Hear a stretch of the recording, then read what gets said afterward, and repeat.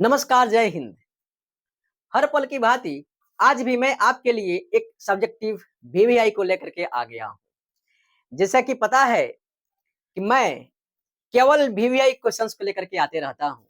तो हमारे साथ बने रहिए और जुड़े रहिए और इस क्वेश्चन को भी समझ लीजिए ताकि आपको एग्जाम में दिक्कत ना हो। अरे ठीक है, कोई बात नहीं, आप नहीं पढ़ते हो, कोई बात नहीं, आपका दोस्त कोई पढ़ता होगा ना, उसको शेयर कर देना। आपके घर में कोई बच्चे होंगे ना, उनको भी शेयर कर देना। कौन-सी बड़ी बात हो गई?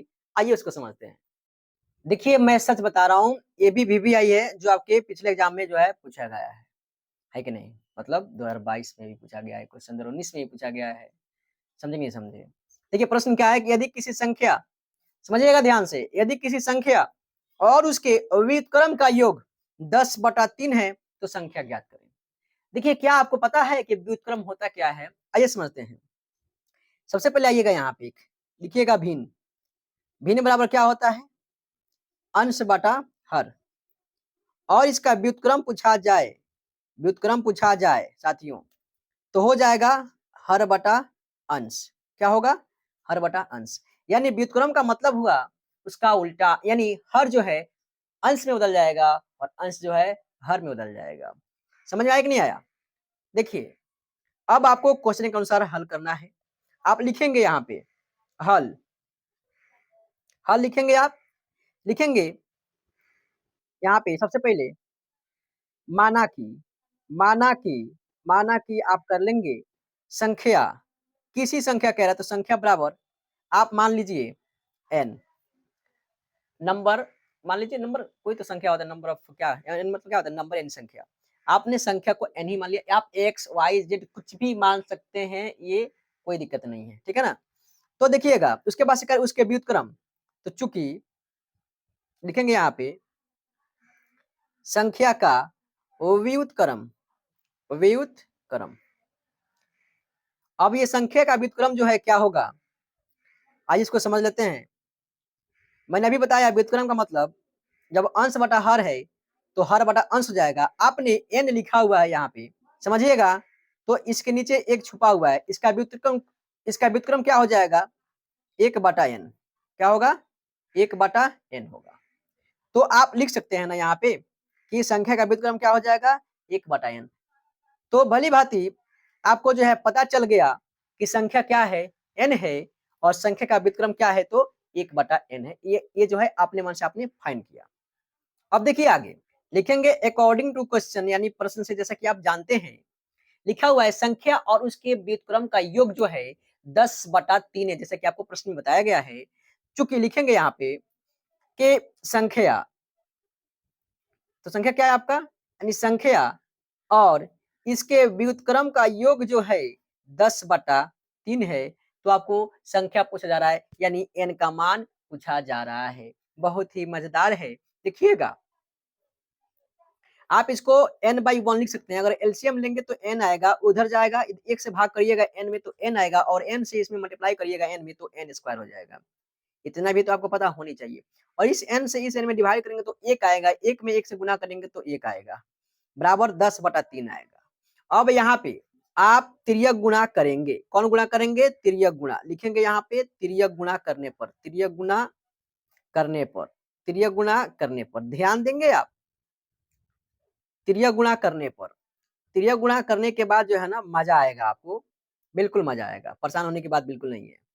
देखिएगा, जब आप तिर्यक गुणा करेंगे तो इस 3 से आप n स्क्वायर प्लस 1 में गुणा करेंगे, बराबर 10 से n में गुणा करेंगे, तो आपको रिजल्ट देगा यहाँ पे 3n स्क्वायर प्लस 3 बराबर 10n। तो साथियों 10n को इस साइड लाइए, यानी 3n स्क्वायर, इसको लाइएगा इधर तो माइनस 10n और प्लस 3 बचेगा, बराबर 0 बचेगा। अब जो है आपको यहाँ से गुणनखंड निकाल करके जो है n का मान फाइंड कर लेनी है। मैं एक काम करता हूँ, इसको यहाँ शिफ्ट कर देता हूँ, ठीक है? अब देखिएगा, तो 3n है ना यहाँ पे, तो मन का गुणनखंड 3 त्रिको 9, 3 त्रिको 9, 9 और 10 यहाँ पे आना चाहिए। तो ध्यान देंगे, आप लिख सकते हैं 3n स्क्वायर माइनस 9n और माइनस 1n और प्लस 3। क्यों होगा? तो 9 एकम 9, यहाँ पे गुणा करने पर आ जाएगा लास्ट में, और माइनस माइनस प्लस हो जाएगा, और 9 1 10 हो जाएगा यहाँ पे। ये तो आप भली भांति जानते ही होंगे। देखिएगा ध्यान से, अगर आप 3n इसमें से कॉमन लेते हैं तो यहाँ पे n बचेगा और माइनस क्या बचेगा 3 बचेगा, और माइनस 1 कॉमन लेते हैं तो n माइनस क्या बचेगा 3। ऐसा क्योंकि अगर आप 3n से गुना करेंगे n में तो 3n स्क्वायर हो जाएगा। जब आप 3n को माइनस 3 से करेंगे तो माइनस 1 आ जाएगा, और 1 से n में करेंगे तो 1n आ जाएगा, और 1 से 3 में करेंगे तो 3 हो जाएगा, यानी 3 हो जाएगा, यानी माइनस प्लस हो जाएगा। इतना तो आप समझ रहे हैं बिल्कुल। तो आपको क्या निकल कर आया यहाँ पे, ध्यान देंगे। देखिए समझना बहुत जरूरी है, अगर आप नहीं समझेंगे फिर डाउट बहुत सारा होगा। देखिएगा ध्यान से, मैं इधर बनाता हूँ, इधर बचा आपको 3n और माइनस 1 बचा, और इनटू में है इधर, यानी n माइनस 3 बचा। एक काम करते हैं, इसको हम दूसरा पेज पर कर लेते हैं, थोड़ा सा अच्छा रहेगा। यहाँ पे क्या बचेगा आपको, 3n माइनस 1 और n माइनस 3। चलिए दूसरा पेज पर आपको ले चलते हैं, इसको हम कॉपी कर लेते हैं ताकि वहां जाने में दिक्कत ना हो, वहां करने में दिक्कत ना हो। चलिए यहाँ से हम कॉपी करते हैं और आगे देखिएगा, यहाँ पे हम इसको पेस्ट कर लिए। आ गया भाई साहब, चलो थोड़ा सा साइड में हो जाओ तुम यार यहाँ पे, गुड। अब देखिएगा बराबर तो आप 0 लिखेंगे क्योंकि आपको निकालना है इसका गुणनखंड। तो ये 2 भाग में बट गया, तो आपको निकल करके आएगा 3n माइनस 1 बराबर 0। तो 3n बराबर 1 होगा, तो n का मान कितना होगा 1/3 हुआ। अब देखिए यहाँ से भी निकल कर गया 3n माइनस 3 बराबर 0, तो n का मान कितना आ गया 3, यानी n का मान कितना आया 3।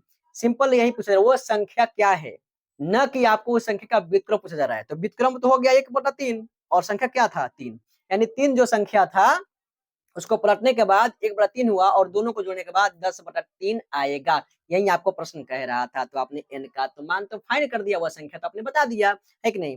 अगर आपको विश्वास नहीं है तो आप इसे जांच भी कर सकते हैं, आइए जांच करके दिखा देते हैं। देखिए हम जांच करते हैं, 3 प्लस 1/3 यानी संख्या और संख्या का व्युत्क्रम, ध्यान देंगे बाटा 1 करेंगे, एलसीएम लेंगे 3 आएगा नीचे, गुणा भागा करेंगे तो 3 मर्तबा में कटेगा, और 3 त्रिका यहाँ पे 9 हो जाएगा, प्लस 3 से इस 3 में भाग लगाएंगे 1 आएगा, 1 में 1 से गुणा करेंगे 10/3 आ गया। आया कि नहीं आया साथियों, बिल्कुल आया। ध्यान देंगे, हमारी बात को ध्यान समझेंगे।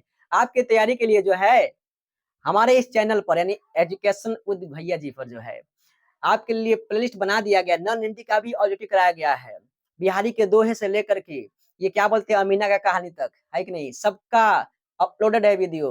वो भी प्लेलिस्ट बना करके, समझे कि नहीं समझे, आप वहां से जा करके पढ़ सकते हैं, तैयारी अपना कर सकते हैं। ट्रिग्नोमेट्री का तो पूरा प्लेलिस्ट बना दिया गया है, सारा चैप्टर खत्म कर दिया गया है, पूरा का पूरा एकदम 1 बाय 1 क्वेश्चन करके, बहुत मजा आएगा। ट्रिग्नोमेट्री है उसमें, एपी है, समांतर सरणी है, बहुपद है, बहुत सारे क्वेश्चन को मैं लेकर के आ गया आपके लिए, वो भी फ्री ऑफ कॉस्ट। इसके लिए कोई चार्ज नहीं देना है, सिर्फ करना क्या है, आपको चैनल को सब्सक्राइब कर देना है, वीडियो को लाइक कर देना है, अपने दोस्तों तक भी पहुंचा देना है। समझे कि नहीं समझे, मैं आपके साथ हमेशा जुड़ा रहूंगा, और आप भी हमारे साथ जुड़े रहिए, तैयारी मस्त तरीके से करते रहिए। आप एग्जाम दीजिएगा फिर पता चलेगा कि यहाँ से पढ़ने से क्या फायदा हुआ।